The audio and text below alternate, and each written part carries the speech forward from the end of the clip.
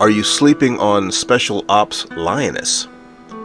Speaking of Paramount Plus and Taylor Sheridan, he created another show that will hopefully spawn future seasons, and he had the good sense to put Zoe Saldana and Nicole Kidman in this high-octane fueled CIA action drama Special Ops Lioness. Something that Sheridan seems to be an expert at is figuring out how to use melodrama like a spice you cook with. The series focuses mainly on Zoe Saldana's Joe, who runs a CIA Lioness unit whose principal function seems to be infiltration and target elimination in terrorist cells. While Joe is very good at her job, she is not perfect, and I love the fact that we get to see her have to deal with the consequences of her decisions. We also see her trying to navigate her family life with her doctor husband Neil, David Honorable, and their children, who create plenty of drama to excess. We also get to spend a lion's share, you see what I did there, lion's share.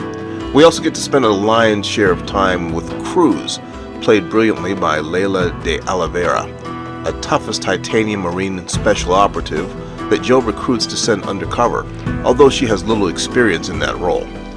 Given that her predecessor made mistakes that contributed to her own demise, Joe is very hard on Cruz during her probation period, with the justification that it might save her life if she's ever compromised. While undercover, Cruz is tested in ways that she is neither personally nor professionally prepared for. Nicole Kidman's Caitlin is Joe's boss, as well as friend and mentor, who is a slick operator and understands field operations as well as the subtle political world in which she operates. From this position, she is able to temper Joe's actions while also shielding her from some of the consequences of them while playing politics with her very own husband, played by Martin Donovan. Sheridan is kind of like the Christopher Nolan of television, like everybody wants to work with him.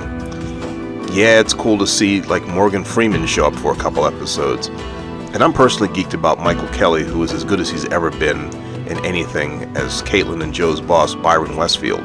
Linus definitely manages to supply plenty of melodrama, as I mentioned, but the technical political interplay is as good as any Clancy thriller.